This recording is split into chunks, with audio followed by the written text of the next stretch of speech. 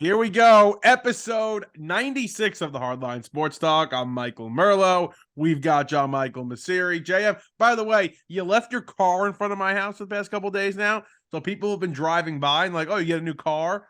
And I've been saying no, but today I started saying yes if they ask Good. me. So Yeah. people think your car is my car now, so it's good. Just ride with it, man. At this point, Yeah, that's no, fine. 100%. I'm gonna leave. I'll leave it there. I'll come get it next week. All right. I appreciate it because Yeah. just being it's like Joey from Friends. You ever watch Friends? Yes. I That's don't know what Porsche. episode you're talking about. Not gonna lie, but yeah, no, real diehard Friends fans would know. But how are you doing? I'm familiar with the show. I'm doing good, man. Another great day. Nice weather outside.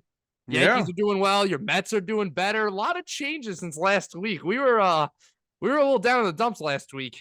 Yeah, I mean, even 2 days ago with the Mets, I would have told you, everything's done and everything's over. But no, they've been playing well. We'll talk about them in a little bit. I do want to start with your Yankees, though, because not only is there like this new major rivalry here, which I believe for the past few years now, I think it's taken over the Red Sox.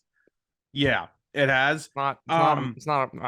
Go ahead. It's not a rivalry. But your team's cheating now all of a sudden, which is crazy. Right. And those Blue Jays, man, they're calling you out for it. Yeah.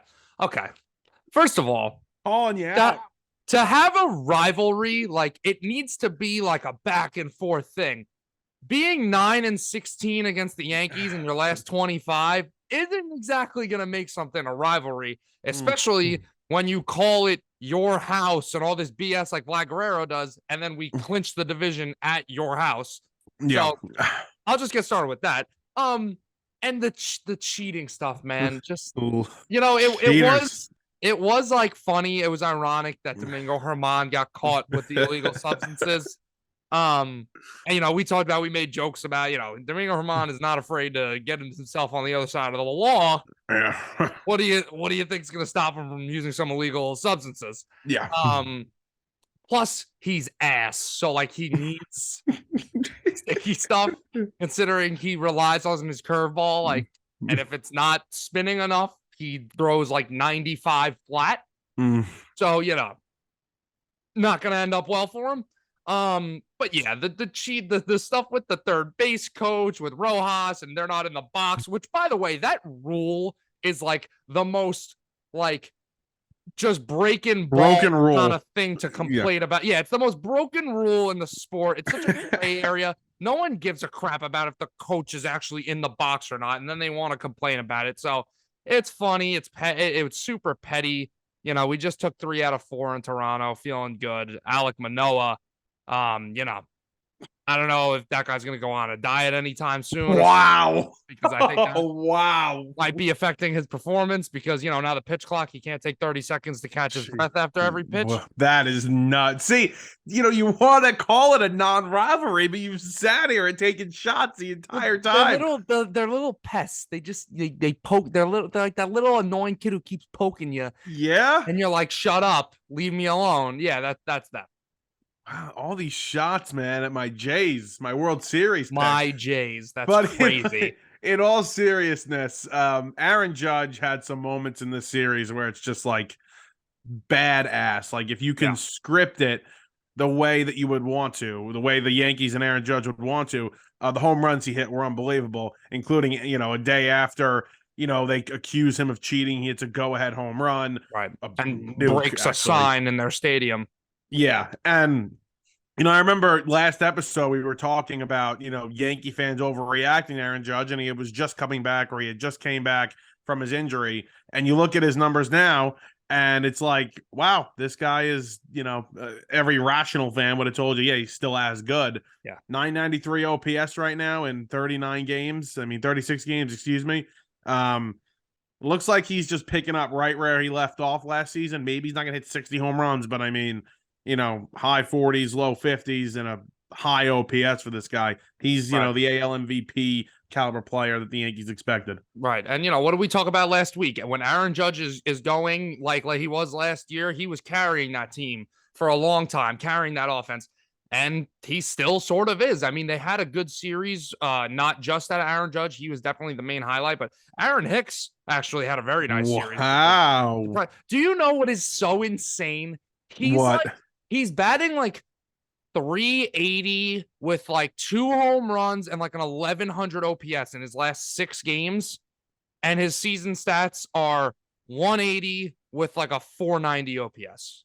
Yeah, right now he's got a 194 batting average, and a 539 OPS. And that's counting the hot streak he's been on. So good for Aaron. Hate to, rain on the parade while he's doing great, but like, Jesus Christ, how awful was he before that? And anyway.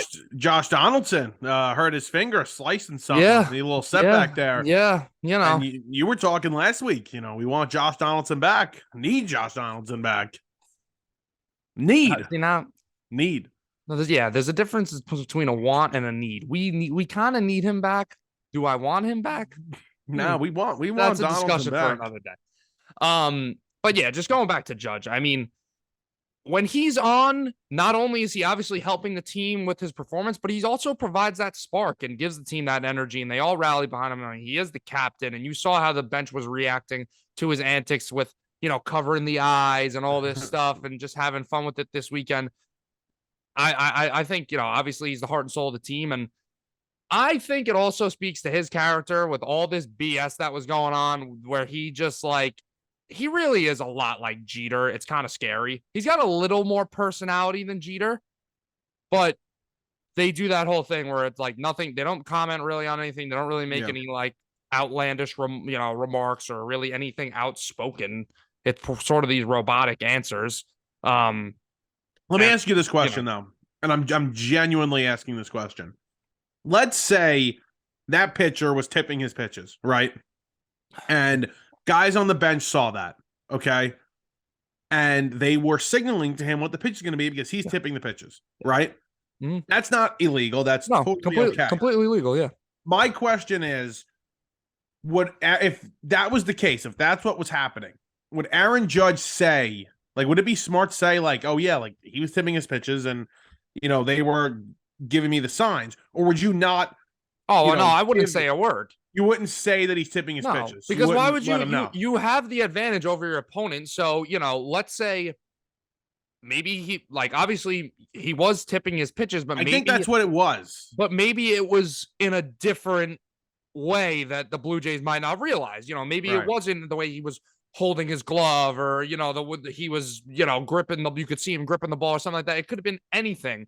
It could have not had to do with the pitcher. It could have been with the alignment of the infielders or who knows what the hell was going on.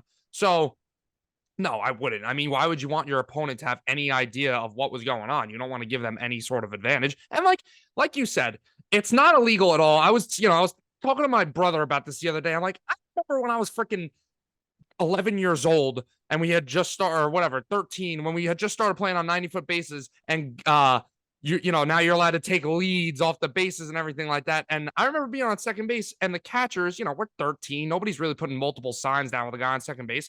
So I told all my teammates, I'm like, hey, when I'm leading off second base and when anybody else is, I'm putting one arm down for fastball and 2 arms down for a breaking ball. That's just the way baseball is. Like what am I supposed to do? Oh, I see it, but I'm gonna be fair right now. This is look at you at 13 years old. Yeah, disguising the pitches. I was ahead of the curve. I was probably on like a sophomore reading level at this point. Right.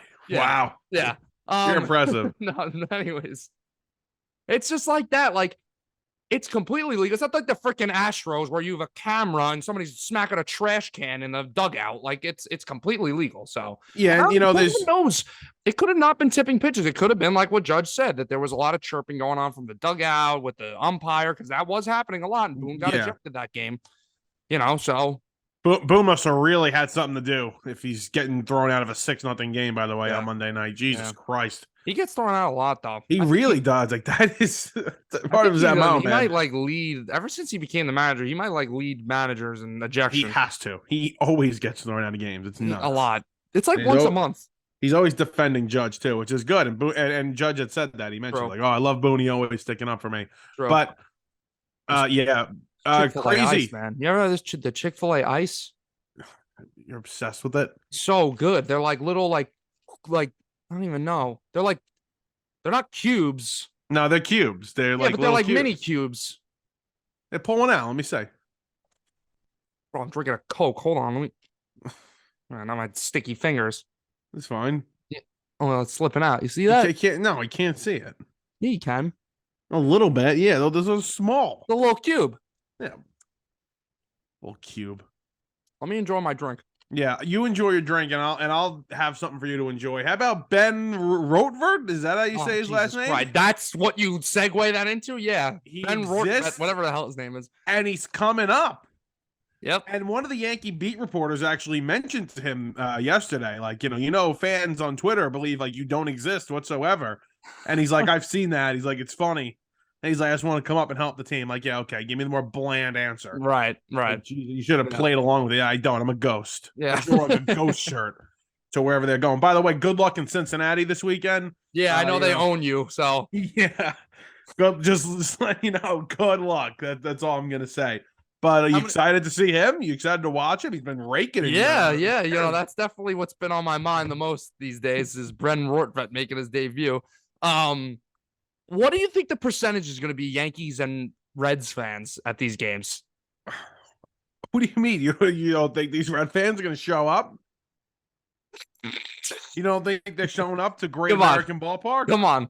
Let's be for real here. How many Yankee fans are in Cincinnati? What kind of destination is Cincinnati that Yankee fans can say, I'm going to travel to Cincinnati? It'll definitely be majority Yankee fans. I disagree with you. That's crazy. The Reds have like 5,000 people that show up to their games. JM, how many Yankee fans are making that trip? How many Yankee fans do you think live in Cincinnati? Dude, it's the Yankees. It's not like all the Yankee fans from New York. We know this. There's probably a ton of Yankee fans that live in Cincinnati. How many Yankee fans do you think live in Cincinnati? Like, a lot. You think more than any other team that's not the Reds, probably. You think there's more than Red fans? Plus, you don't think the Red fans are going to say, you know what? The Yankees are in town. I haven't seen the Yankees in God knows how long. Let me go watch them. They'll draw. They'll draw this weekend. There's going to be a lot of Yankee fans. I'll bet you on that. Okay. You do not have majority. I don't know how we'll decide. We'll call somebody in the stadium. We'll do a decibel meter. Yeah. No, they will not. You will not. It's not like when the Yankees went to PNC last year in July, and they had the majority and the place was absolutely filled. What's the difference? It's May 19th. It's Cincinnati. It's not a destination ballpark. I'm telling you, it doesn't matter. How many Cowboys fans do you know that live out here in New York? Because I know a lot. That's so different. It is not. You're comparing not different at all. They're comparing two different sports. The Yankees are actually probably more. The Yankees probably have more fans outside of New York than the Cowboys have outside of Texas. I'm telling you, there's going to be a lot. I really don't think so. Yes. Definitely. I think football is more of a sport that was kind of picked up nationally, and I think obviously baseball is more regional, and I don't think New Yorkers picked up and went to Cincinnati. I think you're just saying it because we live in New York. I think. You don't realize how many New York Yankee fans are outside of the state, outside of the tri-state. I get that 100%, but I don't think it's more than Dallas Cowboy fans. I don't think it's more than Dallas. There's probably a way we can figure this out, by the way. Look it up. I'll bet you. Oh, hit the microphone there. I'll bet you. Maybe what percent of Yankees fans live outside of New York? I'll say live in New York. Our survey found that 33% of Yankees fans are city residents. For the Yankees, 50 to 55% of fans come from New Jersey, Connecticut, and the rest of New York State. Okay. While the remaining 10% reside elsewhere. So 35% city, 55% outside the city tri-state area, and then 10% is anywhere outside of the tri-state area. You're going to get blown out. I think the Cowboys are more like 20%. If they have the Cowboys on that survey, the Cowboys are going to be like 20% outside of the state. All right, let's see. Because you got to look at it like this. How many Cowboy fans are here in New York? But I don't know how many Yankees fans are in Dallas or anywhere else, I don't live there, so. I can't get a clear answer on Cowboys fans. Well, nobody likes them anyway. I'll keep looking. Sorry, that was mean. That was a mean comment about the Dallas Cowboys. But yeah, good luck in Cincinnati. Like I mentioned before, Clark Schmidt is on the mound against Blake Lively's brother, Ben Lively. They're actually not siblings. I just completely made that up, but they do have the same last name and it's spelled the same. You want to talk about my Metsies here? Sure. Because we're back. I mean, the last 24 hours, 48 hours, man, we are 100% back.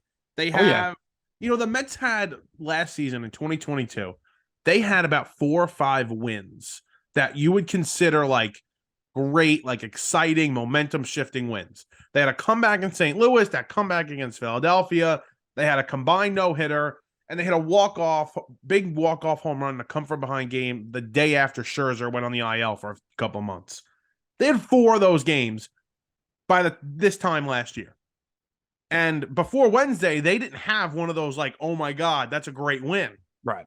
And they finally got it in that comeback win, the 3 home runs from Vientos, well, 1 each from Vientos, Alvarez, and Heat, the walk-off, which was unbelievable. By the way, Gary Sanchez, should he be in the lineup tonight for the New York Mets? So excited to see Gary Sanchez in a New York Mets uniform. Couldn't be more excited. Coming for vengeance, baby. Listen, he's a better DH bat than Mark Canha or, Starling Marte lately. I mean, Jesus What about Christ. that Darren Ruff guy? You guys should bring him back. Please. I think he just signed a 1-year contract with the Brewers. Oh, amazing. Yeah, he got DFA'd by the Giants. The Giants, right. Yeah, sorry, brain fart. I was trying to think if he made the opening day roster, but he didn't.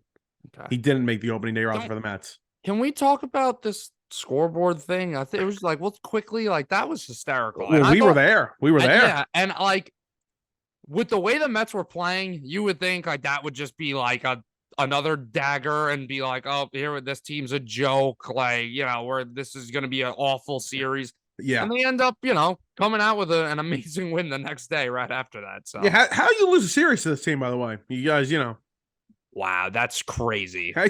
Yeah. All right. When we sweep the Reds, I'm gonna come back to that. You lose a series. I'm kidding. They are. I'll tell you one thing right now. Really, I watched a little of those games against the Yankees when the Rays played them the last couple of weeks.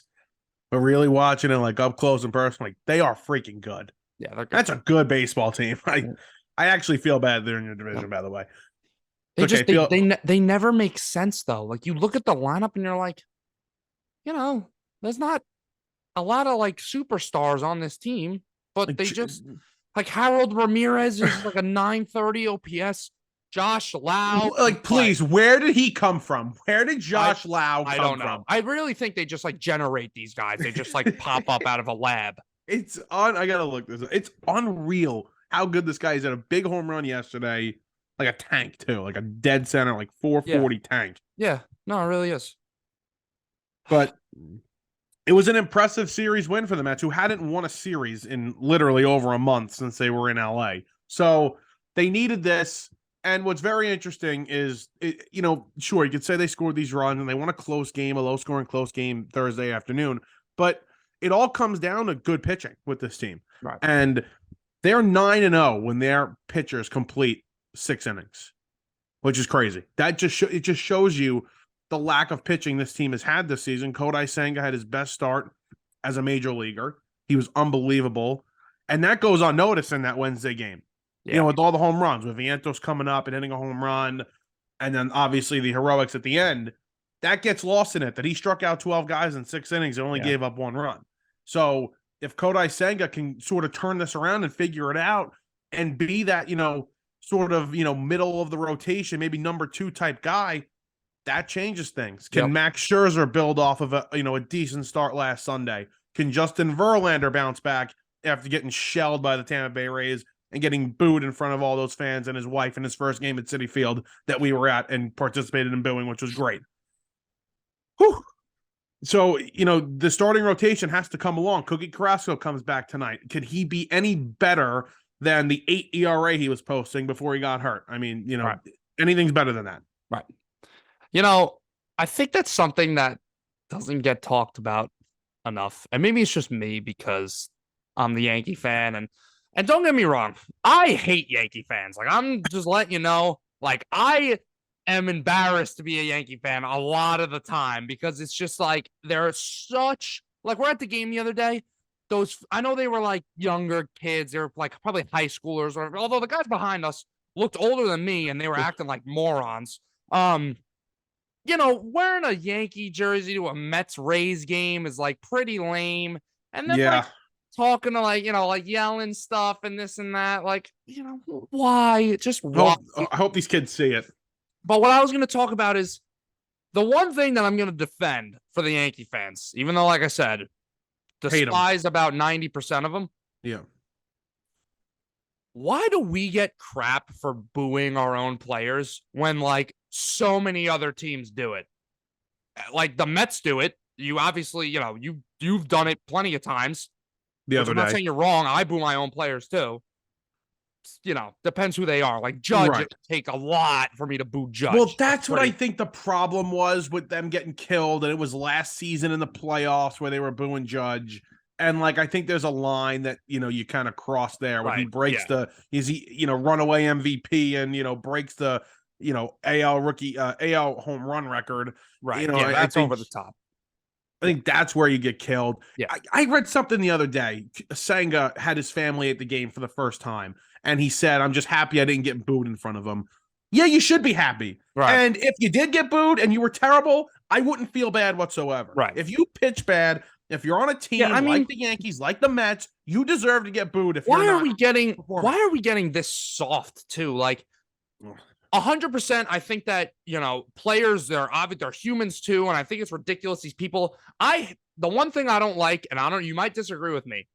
I don't like when people say like, oh, if I'm paying for the ticket, I could go and say whatever the hell I want. Like, no, you can't, because like they're a person too. And you can't just say like all this like vulgar, nasty stuff to them and expect no reaction. Like that is ridiculous. Plus you got people around you. Like, I think that's ridiculous. Yeah, there's a line. Like the guys, especially with the NBA, like people who like yell this, like, you're right in front of them and they'll just like dehumanize them and say whatever the hell they want. Like, no, that's no good. But booing is fine. Like, that's why I'm saying, why are we getting soft? Like, these guys are making millions of dollars to play a sport and we're supporting the team. If they're not performing to the standards we have for them, and especially the standards of their contract, you can boo as much as you want. I mean, not only the standards, like we said, like for Judge and, certain guys who would do, Judge did everything for the Yankees and he's always done everything the right way. That's where it's like, what the hell why are you booing Aaron Judge? But to be like, oh, I'm talking to him. I hate to, for him to catch some strays, but I'm talking to my roommate and he's from San Francisco and we're talking about this. And he's like, you guys boo your own players? I'm like, yeah, all the time. He's like, really? He's like, whenever a pitcher comes out at the Giants games, like, you always clap. And I'm like, what if he gives up like 12 runs? And like, he's like, all right, well then like, we probably just won't clap. I'm like, so you don't boo? And they're like, no. Why would I boo my own player? I'm like, that is soft. Like, that's we're New Yorkers. They do it in Philly. They do it in Boston. I'm sure they do it in Chicago. I mean, come on. Like the Blue Jays fans too. They are like just as bad, I think, as the Yankee fans, because especially as Canadians who have a reputation of being very nice people, they are not very nice people. But they're very passionate about their sports teams, especially the Blue Jays. What if the Yankees caught a lot of crap about the fans throwing stuff on the field and this and that? The Blue Jays did that. They've done it, like, I think multiple times, actually. They did it. Yeah, well, there's a difference. I know, the Blue Jays and the 2015 playoffs. Yep. There's a difference when you're throwing things at a singular player. Like, there's no defense for what happened. Who were they throwing it at, though? There was no Sam defense. Dyson was just further away, so they were throwing it as, it wasn't reaching them. There was no defense for what was happening with that Cleveland game. Like, that was yes, 100%. That was ridiculous. And even something happened with Verdugo like 2 years ago, and a fan threw a ball at him or something, which is crazy. Right. But like I was saying with the booing, like they're booing the crap out of Manoah, the Blue Jays fans, and then he's coming off the mound. They're doing like a sarcastic cheer and stuff, which, like I said, like that's fine. But I don't understand like why the Yankees fans get painted in this light with like, how do you boo your own players? And then the freaking Toronto Blue Jays, who are supposed to be the Canadians, the nicest people ever, they do it too, and like they don't get crap for it. By the way, respect to the Canadians and the Toronto Blue Jay fans, because if you are capable of booing your own players, that means you're a real tough person. So, almost said tough guy, but tough person. Yeah. There were some ladies booing Justin Verlander the other night. Good. Yeah. Everybody should have been booing Justin Verlander when he walked off the mound. Everybody should be booing Alek Manoah when he's walking off that mound after giving up how many runs he did against the Yankees. He was terrible. So if you're terrible, off the mound. Wow, that's tough. Max Scherzer was fantastic last season, right, with the Mets. Besides for getting hurt, which was not his fault, he was unbelievable last year. Yep. Gave up 7 runs in the wild card game. Never heard a stadium boo louder than when he walked off that mound. And it was great. It felt amazing. It's a good feeling, by the way. It's a great feeling to boo your own player. Yeah, you get it out. Oh, it's great. I love doing it. People booing Pete Alonso. He was in a little bit of a slump before the last 3 days. Let's talk about that. Let's talk about that cornball. Dude, please. No, he deserves a pass. He's sick right now. What do you mean he's sick? He's sick. He's been playing sick. Deserves a pass for what? Being an idiot? No, playing sick. Going off. Dude, I don't want to sound like the old man here, but I'm going to. Oh, you don't like that he cursed on air? It's so corny, and it's like it was premeditated. Like if it was like in the middle of an interview where his like adrenaline's running and he just like slipped and said it, like they were like, "Thanks, Pete." He's like, "You're welcome. Let's effing go Mets." Like that is the corniest stuff. I really think it's just ridiculous. And like, yeah, like you got kids watching, like you're the face of the team. I wouldn't want imagine. I was trying to think, imagine if Judge did that. Oh, and like, I know I sound like Vinny from Staten Island right now. You really do right now. Like, I can't. It bothers me, especially that's the way I was brought up, man. Like I can't curse around my dad. Like I never do. Like that's just the way it was for me. And like, I don't know, like doing it on the radio. I mean, on live TV like that. And like I said, does it premeditated. And it's just so stupid. Like, okay, first off, he added he was the reason for like the LFGM. Like if you hear the LFGM, like he's the one that kind of like started that. That's number one. Number two, he had a terrible, what was it yesterday? He had a terrible game Wednesday. Terrible. He came with guys on base, rounded into double plays, just was not good. He's sick. Okay. And he hits his biggest hit of the year, right? For a team that's been struggling. And you beat the best team in baseball. I don't care. You can say whatever the hell you want. I don't care. All right. That's how I. Oh, he can say whatever he wants. Yes. Okay. Except, I mean, there's a couple of things he can't say, but they can't talk bad about the fans. That's really it. Right. Or the team, But other than that, I don't really give a rat's ass. Yeah. But yeah, Pete, man, playing sick. I saw somebody, they made like an edit. Like there's this guy that I follow on Instagram, and he does some cool edits sometimes, like big things that happen. They did an edit of like the series, like how they were celebrating in the first couple of games. The Blue Jays hit the home runs. You know how they like to celebrate and flex their muscles. And this guy put a clip like after Alonso the home run. Before he. You're talking about you mean the Rays? You said the Blue Jays. You mean the Rays? Sorry, the Rays. Yes. Yeah. And he put a clip of like Jordan's flu game, like the announcers talking about Jordan's flu game, and then they played the walk-off home run. I was like, okay, come on. Yeah. Oh my God. I was like, that's pushing it a little That's bit. a thing on TikTok that like pisses me off. Everybody wants to make like every game into like this like E60, like, oh my God, a moment that we'll never forget. It's like, bro, it's a game in May. Like, relax. It was cool. You don't need to make a documentary about it. No, but I think we do. I think we need a documentary about it. You see these Cardinals here after a really bad start. Back. Yeah, they're back. They still got a lot of ground to pick up, but it is May. Sorry, 8-2 in their last 10, and they are 6 games out of first in the worst division in baseball. Yep, quite literally. So, see what happens there. What else? Padres, man. Yeah, I kind of brought that up too. We discussed that off air. Just how about the Mets get shit, excuse my language, all the time. Well, we have to put the expletive now. The Mets get crap all the time. Like, and they're a joke, and they get memed all the time, whatever. But the Padres had so many expectations this season, and they've been really bad. Not really bad, but they're 4 games under 500, and you don't hear a peep. Well, yeah, but I know that these teams are national now. Well, not now. It's always been a national story for any team when you're good. But I'm saying like the way we consume sports now, it's a little bit more on the national scale and the local markets are a little less relevant. Yeah. But I still do think that whole New York stigma is there. I think that the Mets are just, they're held to a higher standard. They play in I'm sorry, but the Yankees play a role in the Mets' expectations. Like they play in the same market as the New York Yankees, and Yeah. they have a brand new owner that spends all this money, and the fans. Part of that too is the fans put a lot of expectations on the team, and I don't. We don't hear as much about the Padres because they're 3,000 miles away and they play in a smaller market. Now, obviously, I'm sure if you put on MLB Network, they'll be talking about the Padres' slow start and, what's going on with them. Why can't this team put it together? They've been stacked for a long time now.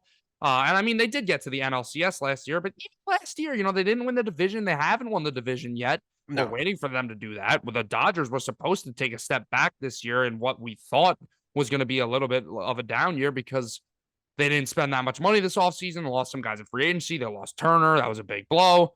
And the Dodgers seem to look like they still have a grip on this division. And I mean, right now they're leading by a big margin over the Padres, 7.5 games up. I think the Diamondbacks are legit, by the way, and I was going to pick them as a wild card team this year, and I think I changed it as like the last minute, and I wish I did because I would have looked really smart if I did. I did something with the Diamondbacks too. But they're good, man. Yeah, I mean, you could finish up on the Padres, but I'll just real quick on the Diamondbacks. Like Zach Gallen, legit, great pitcher. His numbers for his career, he kind of reminds me of DeGrom, not in his stuff per se. More just like the career trajectory, his career arc. Like DeGrom came up, and it was a little bit of a different situation because Gallen didn't come up with another big pitcher like DeGrom did with Syndergaard. Like they both came up around the same time. Was Syndergaard the year after or something like that? Or was it? Syndergaard was he was up with Harvey. Yeah. So, Harvey was doing great. Syndergaard comes up, has this electric stuff. They're calling him Thor and this and that. And DeGrom was really like the better pitcher the whole time than Syndergaard. Maybe for a little bit Syndergaard was better, but DeGrom always had a low ERA. Like, did he win the Rookie of the Year? Yeah, he won in 14. He won the Rookie of the Year, and even still after winning the Rookie of the Year, like he wasn't really celebrated as like one of the best pitchers in the game. No, he wasn't. I feel like that's what Zach Allen. I was looking at his numbers. He had one bad year in 2021 after the COVID season, but what happened was he got called up in 19, had a good year, didn't pitch too much. Then 2020 had a good year, but it's COVID season. Then he has a bad year in 2021, his first real full season, and then 2022, great year, and 2023 off to a great start too. So, I think it's pretty clear that 2021 was just kind of an anomaly, and Zach Allen is a sub-3 ERA legit ace. Yeah, I'm really pissed off because my original Cy Young Award pick in the National League was him, and I switched it to Scherzer of all people. So we'll just go with my first prediction. I actually think I have that in writing still, so we'll go with that. Right. Yeah. Well, that was good. But no, you didn't. You did pick Scherzer. Oh, you did pick Scherzer. Yeah, I picked Strider, I think. Yeah, you picked Strider. I had Scherzer. But yeah, you're right. They're an interesting team. They're a fun team. And listen, the Padres, the Phillies, they both proved last year, that you don't need to start off great. Those two teams, even toward the middle of the season, were not playing their best baseball. It was toward the end when they needed to go on runs and they made some moves is when they really turned it on. And, that's kind of like been, with the Mets and their slow start. That's kind of like what I've been telling myself. Yep. And, really for anybody, look at the National League right now. National League is terrible. Outside of two teams, the Dodgers and three teams, the Dodgers, Diamondbacks, and Braves. Yep. National League is terrible. And even the Diamondbacks are, like a surprise right now, and they're 6 games over 500. Like they don't scare anybody. Yeah. So it is interesting the way the NL is playing out because I thought the NL was going to be, better than it's been. I would pump the brakes on that a little bit though. Like, you look at the AL, the Rays are off to the Rays have the best record in baseball by far. And then, the Astros aren't even winning their own division right now. They're 5 games over. The Rangers are winning the division. The Central is weak again. The Twins are 4 games over 500. Only team with a winning record in that division. And then the AL. The AL East is the AL East. I mean, you have 4 teams in the AL East that could make the playoffs. Yeah. Then all going. They might all, but it's probably not going to happen that way. Right. You have 4 teams there, and then you have 3, maybe 4 teams that could also really compete in the AL West too. I mean, I might exclude the Angels here, but the Mariners should absolutely compete. Get a little healthier and start playing better. And Texas, I think, is going to be a problem, and obviously Houston. And if the A's like move in their fences when they're up to like 200 feet and then move them back when they're pitching, they got a chance. Yeah, they could be a legit team. And if they just like trade everybody and sign the ghost of Willie Mays, then you're on to something there. They could be legit. Don't sleep on the A's, man. They're only 25 games below 500. Gee, all right, enough A's hate there. I love hating on the A's. I mean, I'm sorry, they're low hanging fruit. It's it's kind of like pick on someone your own size, but the only guy you can't pick on is Tony Kemp because he owns you. That is true. Tony, you have nightmares about Tony Kemp. All right. We'll take a break here, and we'll get the little NBA basketball down to the Final Four, and we'll close it up. All right, we're back here, episode 96. Let's get in a little basketball here. As last night, Thursday night, Jesus Christ, do the Denver Nuggets not miss 3-pointers in the fourth quarter? Yeah, I mean, every time I looked up, the Denver Nuggets took a shot behind the 3-point arc and made it. It was unreal. And then Anthony Davis has 2 big 3-pointers that he has to make, and he misses both of them. So, whatever. That was that. But let's talk this series here. The vibe I get from this, in game 1, LA had a very spirited comeback, and they almost won the game late after being down big in the fourth, and it was very high scoring. My takeaway is that these 2 teams are evenly matched, and I think they're going to, kind of wash at home. And I think LA will get the 2 at home, and we're going to come back to Denver tied. Wow. That would be because LA's hung in there. I mean, they almost won. Yes, they should have won. And you know what? That loss hurts because they were up big, and then they were up, early in the fourth and had the lead. That loss hurts them for sure, most likely, I would say. But I think they'll bounce back. I think they win both at home. I mean, the obvious headlines from game 2, Murray was great. Yeah. Not great for the first 3 quarters, but fourth quarter was it 24? Turned it on. Yep. Turn it on in the fourth quarter. He's been a great performer in the playoffs, especially, we remember him in the bubble going crazy, him and Donovan Mitchell exchanging like 40, 50-point games like it was nothing. But I think the big takeaway here for what we saw out of the Lakers, the superstars didn't show up down the stretch. I mean, LeBron had a good game, nothing too special. And at the end, I just saw a stat this morning. He's 1 for 20 from 3 in the fourth quarter this postseason. So wow, really? Yeah.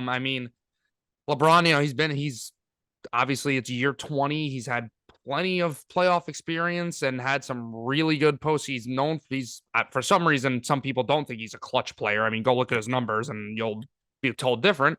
It's not like him to be doing this late in the games, and give the guy a break. How many times, like I said, year 20, how many times he had run in the postseason? He could have one bad series, and he is 38 years old. But what happened yesterday? He gets a steal right at the end of the game, a clutch steal, and they have like a 3-on-1 opportunity, and he misses the layup. There was a little bit of contact, but misses a really big layup that he should have made. It would have made it a much more interesting game. They would have been down by, I think, only 1 or 2 points. Yeah. And maybe wouldn't have to foul there. I don't remember how much time was on the clock, but you could still keep it a 1-possession game. And like I said, the superstars didn't show up. You go over to the other superstar, Anthony Davis, coming off a monster game 1. You would expect him to, come back down to earth a little bit, but 18 points on 4 for 15 shooting is not going to get it done. Missed a big corner 3 at the end of the game. He's played a lot of minutes, which is great for them, considering that he's had some injury problems and he's been sort of labeled as the X factor for this team, and they can't win without him. And it's hard to disagree with that. Yeah. But did not play well down the stretch. Yeah, the past 2 days too. The past 2 games, you've noticed LeBron missing these big shots, especially these big threes. That's what I noticed watching the fourth quarter of these games. Jokic did not score in the fourth quarter yesterday, and he didn't need to. I mean, listen, Murray did all the heavy lifting, but they win despite, the Lakers lose close despite not having a great game from their two superstars. But Jokic doesn't score in the fourth quarter, and they're still able to win. And again, Murray was great, but no scoring there. And huge shout out to Michael the Ball Stops Here Porter Jr. for not going too crazy with these shots so far. And he's been hitting his shots. Oh, yeah, it's a known thing. When Michael Porter Jr. touches the ball, man, like, if he's on the perimeter, like, some of these takes, it's fun. Like, he's a good player. I'm not saying he's a bad player. He is a good player. But some of these takes that he has are so funny. Like, there were, like, 13 seconds left on the shot clock, and he's, like, taking, like, a running fadeaway corner three with, like, a defender in his face. I think he hit it, actually, but you're like, why the hell is he taking that shot? It's kind of next game, kind of keep an eye on him, and like you'll see what I'm talking about. I didn't know. That's hysterical. Yeah, that's kind of funny. I'll never forget at the draft, the night he was drafted, all those Knicks fans that wanted him over Kevin Knox. Just showing my friends that I was at that draft, or you were with me. We were at that draft together. Yeah, I was literally showing my friends that video. The guy was wearing Kevin Knox. The minute you saw him open his jacket up and he had Fortnite lettering inside his jacket, should have been like, can we get our pick back? Like, what can we do? Like, no successful player will ever wear a Fortnite jacket on their draft night. Yeah, that was something. Aaron Gordon too is interesting here. I really just realized this postseason that he was on this team, but he is played decently well for them throughout the playoffs. And Bruce Brown, yeah, that I did not know Bruce Brown was on the Nuggets until this series started. Swear to God, Bruce Brown, Nets legend. He was actually a decent Nets player too, so it doesn't shock me that he's here contributing for a good organization like this. But see those Nugget fans, man, they're tasting it. I think they're tasting the finals. They've never been to a finals, man. I think they can taste it a bit. I wouldn't get too ahead of myself if I was them, but they can certainly taste it. And now it's very obvious. I don't need to make it known that the momentum is on the almost on the Grizzlies, the Nuggets side. They're 2-0 going to LA. You could even lose these two games, and it will reset the series, but now you're still going back to Denver. But if they take one game, I mean, you got to feel great going back to Denver up 3-1. Yeah. Like it's pretty much wraps in your head at that point. I mean, I would never count out LeBron and this team. I mean, I wouldn't bet against him. He's come back from 3-1 before. Yeah. But I mean, you go steal one in LA, the series might be pretty much wrapped up. Must win for the Lakers. Was it going to be Saturday or Sunday night in Los Angeles? Probably Sunday afternoon, honestly. If I had to guess. It's Sunday. Saturday night. Oh, really? Interesting. Yeah. I think Heat Celtics are Sunday night. There's no afternoon game for that. Interesting. Okay. Surprised. Well, speaking of the Heat and the Celtics, they're going to play tonight, Friday night, after the Heat stole game one. Jimmy Butler scores 35 points in the victory. By the way, I'm rooting for the Heat here. I don't know about you. I want to see the Heat get to the finals, and I'll decide if I'm going to root for them or not if they get there. But I'm all over the Heat bandwagon here. Me too. And what's really interesting? The betting odds. The Celtics were 6-point favorites for game one. Obviously, they lost the game. Now I understand if they're favorites again because they're the home team, this and that. But now they're -9, 9.5. I'm saying. Yeah, that's a lot. I would take the Celtics tonight. Okay. I would take the Celtics tonight. Yeah, it's just interesting what Vegas does. The way that they're coming off a loss and they move the line even wider. Well, even the series, like to bet them to win the series was, a nice payout if you had if you would have taken the Heat. Yeah. Even, I jokingly live bet the Heat for like $2 the other night. And, it was a huge price. They were down like 5 and it was like it was plus 300. I'm like, really disrespecting the Heat here. And I understand they're not, they're your typical 8 seed. I completely understand that.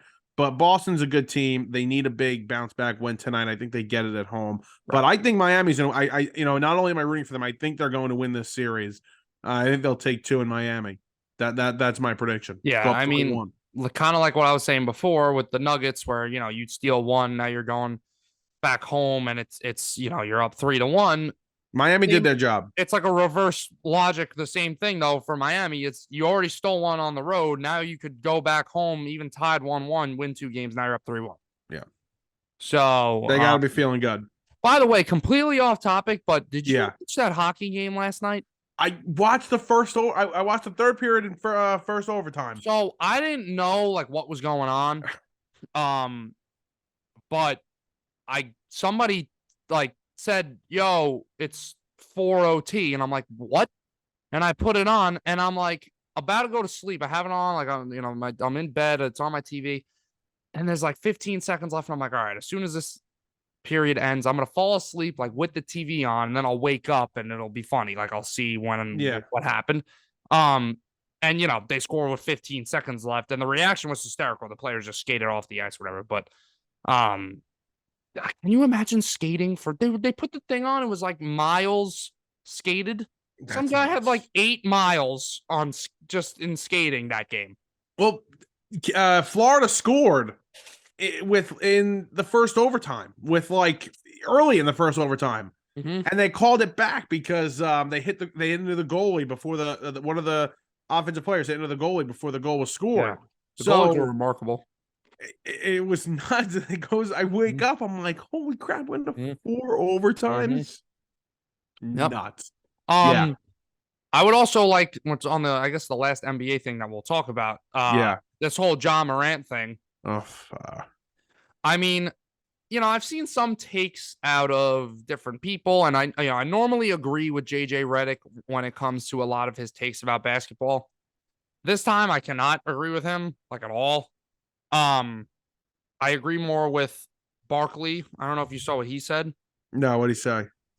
So basically, JJ Redick went on First Take or wherever he was talking about Ja Morant and said, I don't understand. Like it's a like, should he be acting like this? No, but it's a legal firearm. There's these politicians out there who are way more crooked than him, and they get away with it and this and that, which like is true, but like we're talking about politics versus basketball here, right? Politicians don't really have an overseeing a ruler like in the NBA when you have the commissioner and the teams that employ you, and what are they there's rules, and there should be rules in politics, but we're not. This isn't a politics show. Thank God it's not. Yeah, really. Redick said all that stuff, basically saying like, give the guy a break. 40 games is not going to do it. Like that's like ridiculous. This and that. And Charles Barkley said he didn't call out Redick specifically, but he said he literally said idiots on TV saying all this stuff. He's like, when you're a professional athlete and you're making $100 million a year, which is basically what Ja Morant makes with his contract and the Nike shoes and everything that he's got going for him. I'm sure he's got plenty other endorsements, everything like that. Right. You have to live a certain way. Like that's just the way it is. And it's fair. Like you're making all that money. You need to adjust the way you live a little bit. And that's kind of what comes with it. And I completely agree with him. And I think that the people who want to say like, oh, it's, the firearm, it's legal and I don't understand.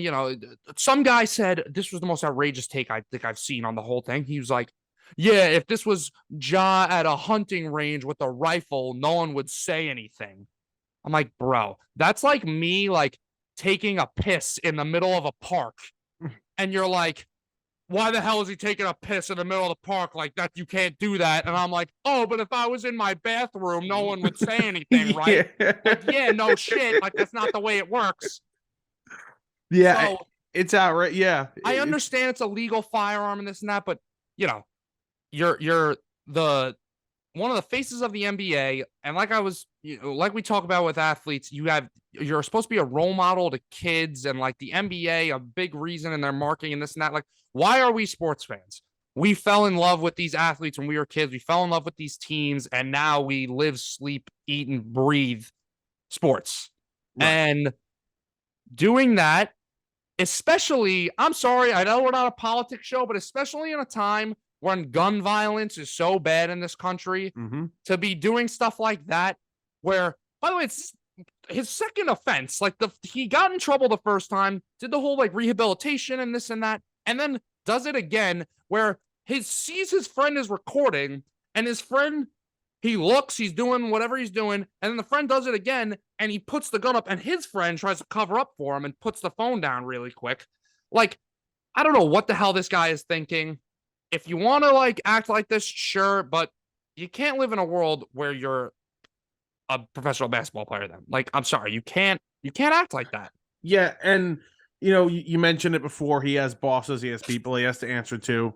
Adam Silver, during the draft lottery was asked about it, and he was not happy. He spoke to Ja personally about the whole situation the first time he was suspended, and thought he kind of rehabilitated himself a little bit. But this also isn't the first incident where we've seen him get in trouble outside of the first time he had an issue with the gun. Right. He's been in trouble. The mall, the security guard, he beat up the 17-year-old, like all this stuff.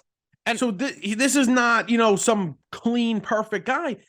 I'm not, listen, you can take basketball out of it. You should be worried about this guy's well-being, that something bad is going to happen. He's going to get shot one day. And what's I don't understand, like, the parents too, like, the story about the thing with the finish line worker or whatever, and the mall security guard. Basically, like, his mom was at a finish line or a shoe store, something like that. Right. And she got into an altercation with the employee there, and she called Ja and was like, this is going on, blah, blah, blah. So Ja Morant pulls up in 10 minutes with like 8 or 9 of his friends, and he's like intimidating this guy to the point where this guy like went in the fitting room or something, locked himself in, and they were like banging on the door and yelling at the guy for like 30 or 40 minutes. He was like terrified. The mall security like escorted him out, and then he was like threatening to beat up the security guard, and I think he pushed. I don't know if he pushed him, like something. There might have been some sort of like physical interaction. I don't know all the facts. I have to look it up, so I don't want to make claims. But like I said, the parents, your son is in the NBA, making all this money. What kind of position are you putting him in? And I'm not just putting all the blame on the mom. My job can act for himself, but what kind of position are you putting him in where you're like, oh, come intimidate this finish line worker for me at the mall, my NBA superstar son? Like, what are you doing? It's nuts. It's nuts. And hopefully, I think he's going to get suspended, for a lengthy period. I know the 40 games been thrown around. I don't know what the length is going to be, but hopefully, he, kind of fixes himself and, starts to, move in the right direction. Before we head out of here, Doc Rivers got fired. And this is on top of Monty Williams being let go by the Suns and Mike Budenholzer. We talked about that with the Bucks.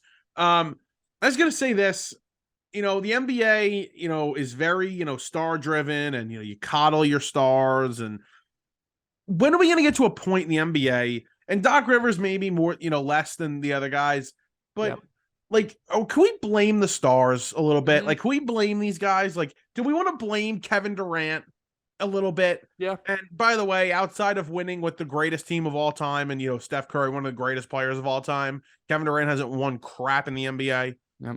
Can we start talking about that? DeAndre Ayton, and Embiid, Devin, Embiid being a loser. He is a loser. He complained his way to an MVP. He literally complained his way into an MVP, and then he comes out, has all his numbers. You had to like deduct them by like whatever 20%, and take all his regular season numbers, deduct them by 20%, and that's what he did in the postseason. Like, he just underperformed. I think he shot like 45% from the field in the postseason, which from a big man and a player of his caliber and what he usually puts up, not good. Yeah, and James Harden complaining, not happy with Doc. James Harden, there's a rumor out there today. It's a done deal. He's going to the Rockets when free agency opens. He's going to opt out and go to Houston, which is nuts, but whatever. Why would he go back to the Rockets? I read another rumor this morning that the Knicks or a possibility for Joel Embiid. I've seen this a couple of times. Yeah, I don't believe that. They're really going to trade him in the division. No, I don't think they're going to either. But it's Yeah. just like, these are rumors out there, and they don't have a coach now. It's like, again, I don't know. Like, you're right. You're right. I mean, the Doc Rivers signing, it was skeptical when it happened. It's not like what we've seen in the past with some of these other signings. It's not an Adam Gase type skeptical signing. Doc Rivers is probably a Hall of Fame coach. I don't know if he is, even is in the Hall of Fame already. He should be a Hall of Fame coach for all he did with the Celtics. But it was a little skeptical when it happened. Embiid, though, like, you come out and you say, oh, look at the team I had, or we need some help around here and this and that. Like, you had help. I mean, you have Maxey, you have Tobias Harris, you have James Harden. Like, you have some good pieces on that team, and the bench players aren't too bad either. And you were the one who underperformed. Like, I'm sorry, you did. I don't care if you want to complain, I'm the star, I got more attention, this and that. Look how much attention Nikola Jokic is getting right now. He's doing just fine. Gotta blame these guys, man. And again, Monty Williams just won Coach of the Year a couple of years ago. We talked about the Suns last week. Kind of just their rise, and they're in the finals 2 years ago. They were in the Western Conference Finals last year. It's nuts. And now this year they lose were they in the second round last year? They lost in the second round this year. It's nuts. Like, this is a good coach, and you're letting him go. It doesn't make sense to me. And Budenholzer, by the way, we didn't get to speak about this, and before, I don't even know if I want to get into it because I don't think we have the time. That Giannis answer after they lost to the Heat. I'm not familiar with the answer. What? We'll talk about it another time because it's a really good topic for like a slow day, because I lost like so much respect for Giannis after this answer. So we'll talk about it another day. But yeah, just these coaches, man. It's blame your stars. Stop coddling them. Yeah, I'd like to be coddled like NBA stars. Mm-hmm. Well, it depends. Like, sometimes, like, Thibodeau's not getting a lot of crap, but it's because of the expectations. Like, the Knicks overachieved this year. Like, we weren't expecting to be very good, and Randall's catching a lot of the crap right now. And as like, he should be exactly. And there are questionable moves that this Tibbs Celtics have made. This Celtics team has the Sixers number, and they've had it for a while. They've owned that. I mean, I think they've eliminated them now 3 times in the past 6 or 7 years. Well, you know what? They had their chance. Philadelphia had their chance when they went back home up 3-2, and they couldn't close it out. Yep. And the second they lost that game, it was over. They were not winning Game 7 in Boston. And that's what happened. So, and guess what, Joel Embiid? I mean, you want to complain about help? You're a superstar. Like I said, you're supposed to like rise to the occasion. I don't care what kind of attention you're getting. This and that. Jason Tatum just put up 51 in a Game 7. Yeah. Learn from him. Superstars do. And even Jason Tatum isn't the complete player that we still think he could be. And he's a top 10 player for sure in the NBA, probably top 8, top 7 player in the NBA. And by the way, he was hearing it in Boston and from the national media as well after a couple of bad games in the series and early on in the postseason. He was starting to hear it, and that game really helped him out. All right. Let's get out of here. Let's go Mets. Let's go Yankees. Hopefully, another good week here. Possibly. Could we have it? Anything you got to say? No really major events coming up. No. Getting closer to episode 100 though. Yeah, we're inching up there. Yeah, we are. Preakness this weekend. That's hot. That is. You betting? Maybe. We'll see. I gotta look. Okay. Hopefully Mage wins. I'm always rooting for the Triple Crown. So if Mage can, win the second leg here and then make it interesting at Belmont, I'd like that. So we'll see.